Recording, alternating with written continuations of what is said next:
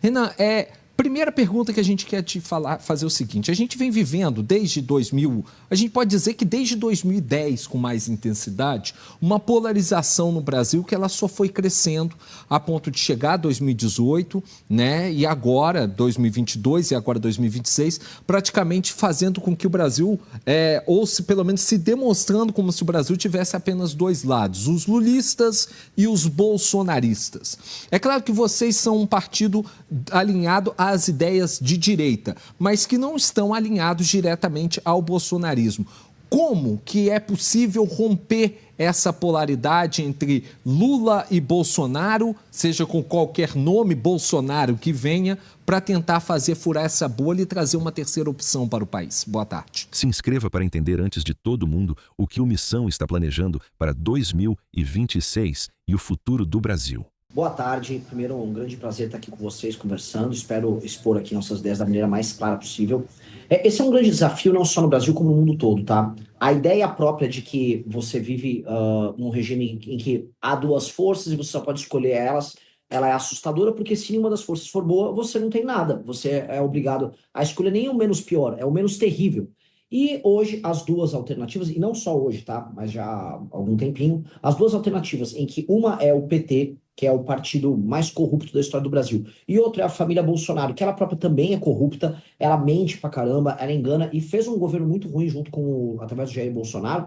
É uma escolha terrível. Nenhum desses dois apresenta propostas. Eu deixo o desafio até agora aos pré-candidatos Lula e Flávio Bolsonaro. Quais são suas propostas? O que vocês têm a dizer sobre os problemas do Brasil? O Lula, ele passou o mandato inteiro dele falando, picanha, uma picanha que ninguém sabe qual é. E o Flávio Bolsonaro é, solta meu pai. É basicamente, solta meu pai. O Flávio Bolsonaro fez ontem uma manifestação que supostamente era contra o Banco Master, em que o Banco Master não foi mencionado absolutamente nenhuma vez. E ele só ficou lá, não, meu pai fez isso, eu vou fazer aquilo. Ou seja, fez campanha, fez um comício. Isso é muito triste, né? Como derrotar isso? As pessoas dizem que você tem que ir para o centro. Eu vou falar coisas calmas porque os outros dois são dois polos. Eu não acredito nisso. Porque os dois lados não são dois extremos. O governo do Bolsonaro como o governo do Lula foram dois governos do centrão. Foram dois governos que fizeram nada de útil pra gente. Ninguém enfrentou o crime organizado como tem que enfrentar. Ninguém reduziu os problemas econômicos do Brasil. Ninguém, na prática, reduziu imposto. Ou seja, todos os problemas foram basicamente jogados de lado, enquanto eles ficavam fazendo discursinho, tá? Eu farei, como contraproposta, uma coisa completamente nova. Eu vou tratar os problemas brasileiros como tem que ser tratado, de maneira muito clara. O Brasil, como país, é como se fosse um doente. E esse doente precisa de remédios. Os remédios são amargos, os remédios vão causar no início um pouco de dor e desconforto, mas depois eles resolvem. E eu vou falar de todos esses problemas. Então eu vou ter proposta para segurança pública, vou para infraestrutura, para evitar desastres como a gente teve em Juiz de Fora, naturalmente. Para corrupção, naturalmente. Para desigualdade regional, naturalmente. E eu não vejo eles fazerem isso. Estão com muita proposta e, de certa forma, sendo muito duro com os problemas brasileiros, eu vou conseguir romper essa polarização bizarra desses dois bizarros. Adriana Ferreira, quem fala com o senhor, obrigado mais uma vez por falar conosco, o senhor que esteve aqui, né, em Belo Horizonte na sexta-feira, fazendo também o lançamento da candidatura e se reunindo também com lideranças. O senhor fala em segurança pública, né, em grande parte dos seus discursos, da sua fala, a segurança pública é um item fundamental na concepção do senhor. E o senhor disse também, em uma entrevista, que o senhor adotaria um estado de defesa no Brasil assim que assumisse, né, caso fosse eleito presidente, caso seja eleito presidente. Queria que explicasse melhor, Renan, o que se trata esse estado de defesa, por que ele seria necessário? Eu vou dar um exemplo bem ilustrativo de algo que aconteceu comigo agora em Juiz de Fora, para mostrar como é que o estado de defesa se encaixa na vida das pessoas. Pois bem, o estado de defesa está previsto na Constituição, é um estado que prevê que, quando o país está sob alvo de um ataque, um inimigo interno, de um grave problema, o Estado e as forças de segurança tenham forças e poderes especiais para investigar e prender quem está causando esse problema. Todo mundo sabe no Brasil que a gente tem no mínimo 3 facções criminosas que estão aterrorizando a vida das pessoas. Dezenas de pessoas morrem todos os dias por conta das brigas entre essas facções criminosas. Eles mantêm pessoas num regime de quase escravidão nas favelas e nos bairros mais pobres do Brasil.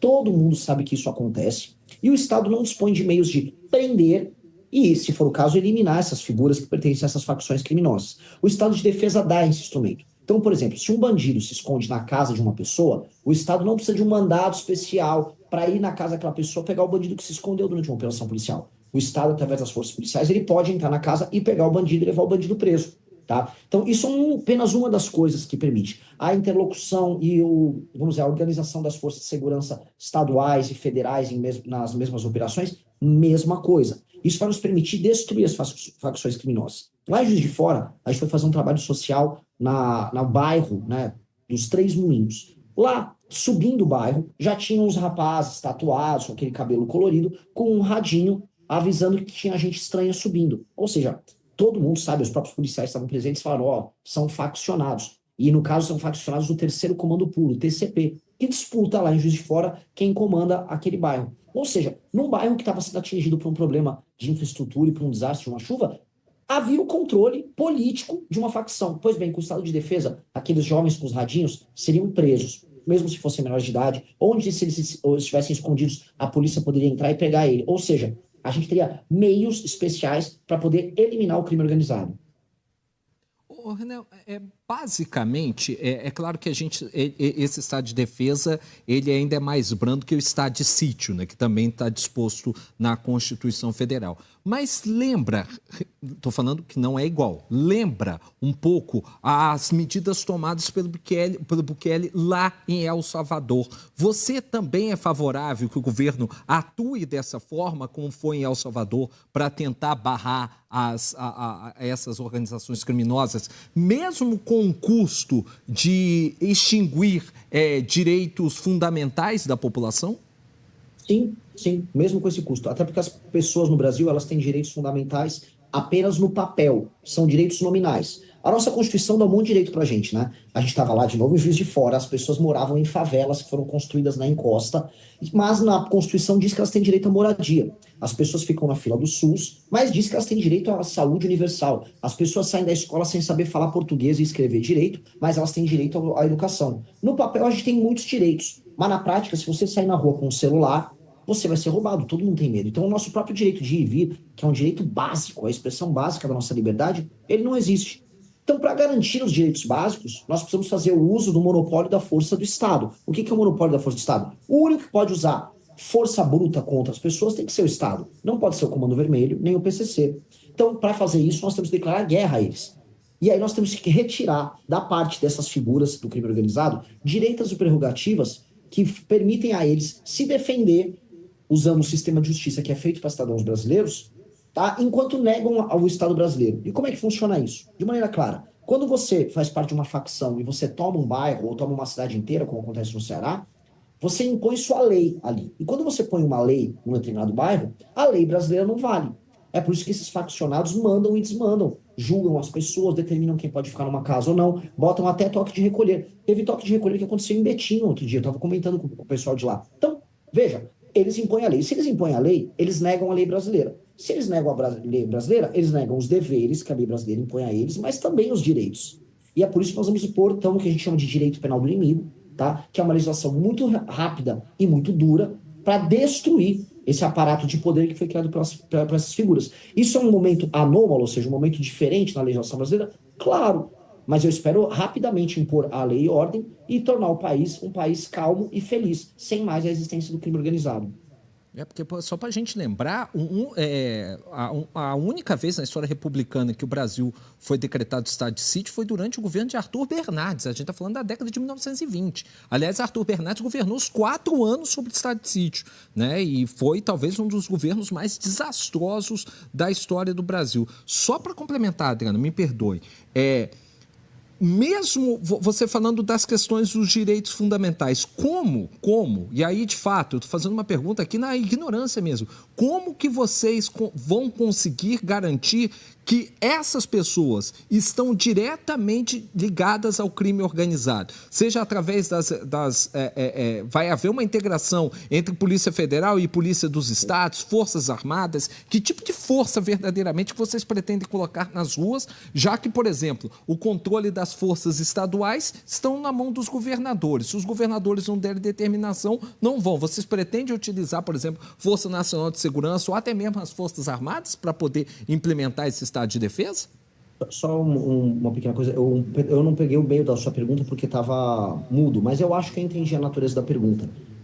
Então eu peguei o começo e o fim da pergunta. Sobre assim, eu não posso fazer, vamos dizer, comparações. Com o Arthur Bernardes, ele governou assim no começo do século XX, portanto foi um desastre, portanto eu não posso implementar de novo. Porque eu posso pegar exemplos de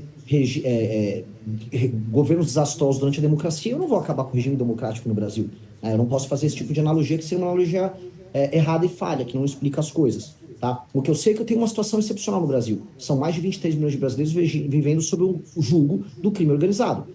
A função do Estado brasileiro é manter sua soberania sobre o seu próprio território. Logo, o Estado brasileiro vai ter que fazer uso da força e o de todos os instrumentos que a Constituição nos garante para, através da força, recuperar esses territórios. Os governadores que não atuarem de modo a garantir a defesa e a integridade do território nacional serão afastados do cargo, como o Alexandre de Moraes, inclusive, afastou o Ibanez quando daquelas manifestações do 8 de janeiro. O governador do Distrito Federal, ao menor sinal de que, de alguma maneira, ele não atua em defesa da lei e da ordem junto ao poder federal, ali aos 3 poderes, ele foi afastado numa canetada. Portanto, se um governador, de alguma maneira, colabora com o crime organizado, ele será afastado. No restante do caso, o Estado de Defesa, ele garante, por parte da Presidência da República, a posição de comandante em chefe para a organização das forças de segurança do Estado brasileiro para fazer o melhor uso possível das suas atribuições. E eu tenho certeza que, vencendo uma eleição presidencial, eu vou acumular o poder político necessário, dado que foi vontade da população brasileira andar com esta proposta, para, junto com os governadores brasileiros, atuar em defesa dos direitos fundamentais dos brasileiros, que incluem a liberdade de ir e vir, que hoje não é garantida por conta do crime organizado. Então, sendo muito, muito claro, né, uma vitória política nossa na eleição vai ser praticamente uma vitória plebiscitária. E o que será uma eleição plebiscitária? Se a pessoa votar no candidato do partido de missão, em mim, no pré-candidato, no caso, tem que ser muito cuidadoso. Se a pessoa vota no pré-candidato do partido de missão, ela está votando para ter um estado de defesa e ter uma operação para destruir o crime organizado. Se ela vota no Lula, no Flávio, nos outros, ela não quer, e está tudo bem, faz parte da democracia, ela não quer esse tipo de operação. Comigo ela quer, portanto, é uma eleição plebiscitária e é da vontade do povo e será programa desse governo tocar isso. Agora, Renan, eu queria saber também um pouco do que é Minas Gerais para o partido, né? De que forma que o partido vai se organizar aqui em Minas, em relação a candidatos, em relação a palanque também, até mesmo, né, para a sua candidatura ou da sua pré-candidatura, e como que o partido Missão deve caminhar aqui em Minas Gerais. Perfeito. Minas Gerais é um estado importante para tudo, não só em termos econômicos, em termos políticos, mas em termos afetivos. Minas Gerais se for pegar o estado que a maior parte dos brasileiros vai citar como o estado que mais gosta, ou que tem algum parente que mais gosta, é Minas Gerais.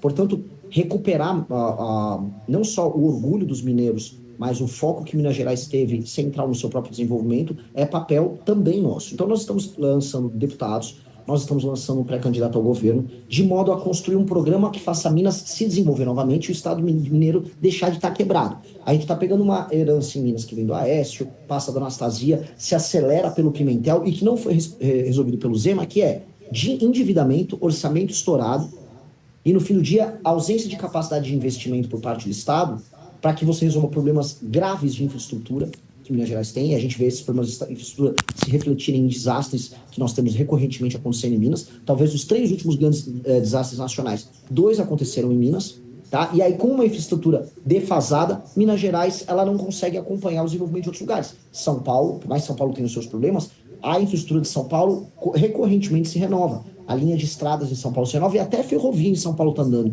Minas, que fala muito do trem, né? Trem bom, trem ruim, não tem mais trem. E, ao mesmo tempo, tem uma economia que se baseia, em parte, na mineração, que necessita desse tipo de modal. Então, um partido político que encare esses problemas, que resolva questões ligadas ao funcionalismo em Minas Gerais, que, por exemplo, vamos pegar as polícias, que estão com o salário defasado há muito tempo, em que resolva desigualdades regionais, em que no norte de Minas você tem muito município pequeno que não consegue sustentar, resolver boa parte dos problemas brasileiros. Porque Minas, ela congrega dentro de si parte da alma e, inclusive, vamos dizer, um reflexo das diferentes economias e culturas brasileiras. Renan Santos, pré-candidato à presidência da República pelo Partido Missão, mais uma vez obrigado pela sua presença, obrigado pelos seus esclarecimentos e que a gente te deseja sorte, sucesso nessa caminhada e as portas da Rede Catedral de Comunicação Católica estão abertas para a gente poder te ouvir e temos certeza que vamos te ouvir em outras oportunidades até outubro. Maravilhoso, eu agradeço demais a oportunidade, excelentes perguntas e um abraço para todo mundo. Se inscreva para entender antes de todo mundo o que o Missão está planejando para 2026 e o futuro do Brasil.